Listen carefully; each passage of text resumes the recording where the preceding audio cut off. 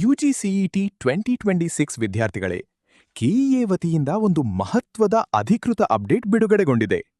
Reservation ಅಥವಾ ವಿಶೇಷ claim ಪ್ರಮಾಣಪತ್ರಗಳ ಪರಿಶೀಲನೆ ಇನ್ನೂ ಪೂರ್ಣವಾಗದಿರುವ ಅಭ್ಯರ್ಥಿಗಳಿಗೆ ಕೆಇಎ ಕೊನೆಯ ಅವಕಾಶ ನೀಡಿದೆ.